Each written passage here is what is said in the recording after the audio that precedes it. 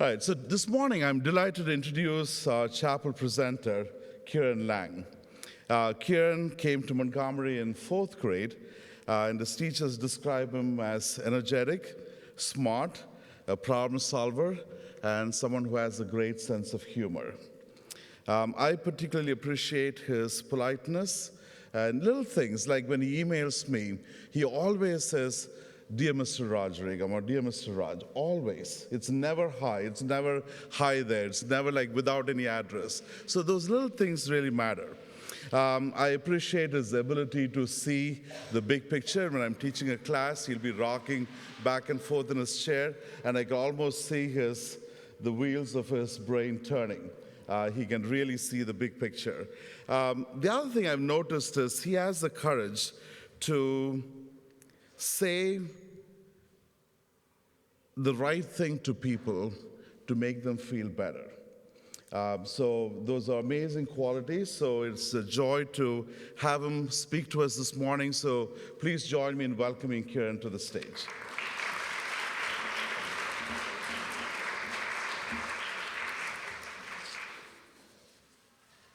Good morning, parents, students, faculty, and peers. My name is Kieran Lang, and I am here to talk to you about the topic of confidence, where and how to find it. Confidence is a tricky topic because there are several different angles that you can look at it from, such as being confident in yourself, confident in others, or maybe even confident in or at a certain hobby or passion. But what confidence means to me specifically is a certainty to yourself or others to do or achieve what you set out to accomplish. The word confident can be split into two separate root words, which are con and fid. Let's start with con. The root word con means, according to Membean, a website which we either loathed or adored in sixth grade, thank you, Mrs. Molzette, thoroughly. Pair this with the other root word fid, which means to trust or faith, and you have a basic definition. Being confident means you are thoroughly trusting in what you are doing. Moving on from the typical chapel shenanigans, one of the main reasons I want to do my chapel on confidence was because I could apply what I'm saying to personal experience. And by personal experience, I mean soccer, of course. Now, most of you know that I am an avid soccer enthusiast who has been playing since the age of 2 or 3 and currently play for Westmont Premier Soccer Club with my boys Charlie and Gabe at a position of winger. Now, soccer has provided plenty of great lessons for me over the years, but is never really one that I considered or looked at till now. But now that I finally have, I realize this is a key part of soccer and many other sports similar to it. Confidence applies to every practice, game, and everything in between when it comes to sports, and I can't believe I haven't seen it until now. Possibly one of the most important instances of confidence in soccer is those dreaded tryouts. Now, I don't care who you are or where you live, everybody on this earth has at least a fraction of a doubt or nerves on the day of tryouts. If you don't, then you are most likely a superhuman race that we have yet to discover, and I look forward to seeing you on national television. Anyway, the point I'm trying to make is that confidence will not always come naturally. There will always be things that you are not confident about, but if you can look past them and tell yourself it's going to be fine and that you deserve to be there, then you will gradually regain that confidence. Now, on the topic of sports, there have been many a player who have had trouble with confidence during their sports careers. Actually, I bet a lot of your favorite celebrities or pros have had a problem with this as well. For instance, I'm sure many of you have heard the story of Michael Jordan from the now departed Mr. Naylor, or for those of you who haven't, Michael Jordan, one of the most popular basketball and athlete players ever, was cut from his high school basketball team during his sophomore year. But he didn't let that discourage him. No, he worked and worked and worked until he was good enough to get back on the team and ended up being one of the best for his age. There are countless other instances of this kind of thing happening with players like Lionel Messi. Now, for those of you who haven't really followed the game of soccer, Messi is a wee bit short. Although many people find it funny that possibly the best player in the world is only 5'7", which to some people may consider short for a grown man with a beard, there's actually a story behind it. Lionel Messi currently plays for FC Barcelona, which is located in Spain, but before Messi was the superstar soccer player he is today, he used to play in Argentina. He was rising in popularity as a young soccer player when he received news that he had a growing disorder where he wouldn't grow as much or even close to anyone else. There was ways to deal with this, but unfortunately, his family could not afford the medicine. So when he heard the news that the club FC Barcelona was offering to pay for their academy for free, as well as his medical bills, you can imagine he was happy beyond words.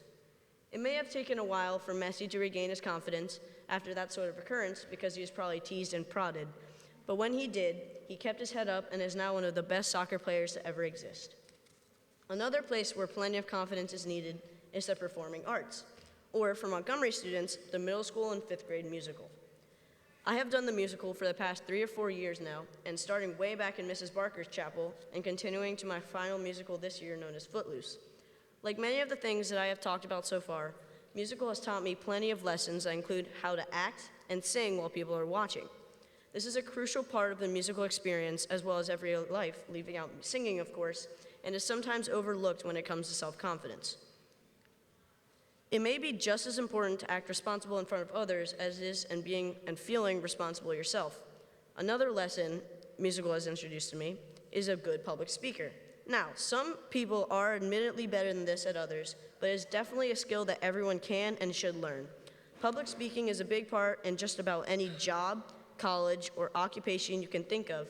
And if you try and counter this idea with someone who works at a fast food joint, you are right and wrong, because fast food employees have to interact with others on an hourly basis, and some fast food employees are extremely hard workers and some of the nicest people I've ever met. But I'm sure you don't want to hear me lament about all the nice fast food employees I've met, so I'll keep this short. Confidence is an asset that you will use throughout your entire life. It is motivational, compelling, and can really help change your outlook on some of the things you do every day. To give you an example of what I'm talking about, here's a 2-minute clip or so that might help.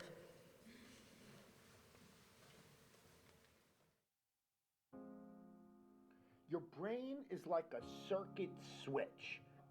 Once you believe you are something, you actually embody it. You embody that feeling.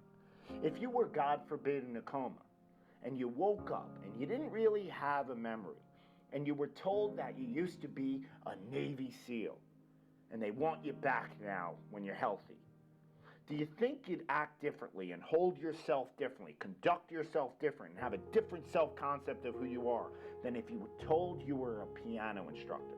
Being successful in life is all about having the proper belief system in who you are. Truly believing that you are something unique, that you are something special in that field. If you truly believe inside of you that you are one of the best actors in the world, you will be entirely different than if you're like, I hope I'm good. Your expressions will be totally different. Your tone of voice. You'll talk in a more convincing fashion. You'll use your natural voice instead of a scripted one. You'll be more emphatic. You'll be more real, more relatable. Our brain is like a circuit.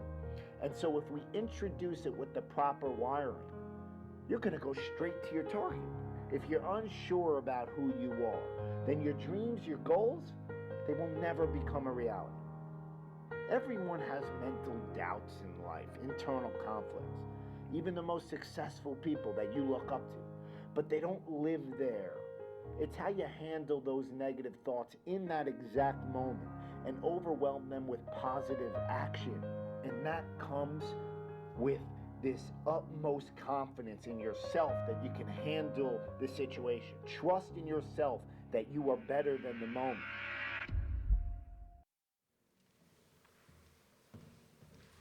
I'd like to leave you with a quote. Confidence isn't walking into a room with your nose in the air and thinking you are better than everyone else. It's walking into a room and not having to compare yourself to anyone in the first place. Thank you for listening, and I hope you have a confident rest of your day.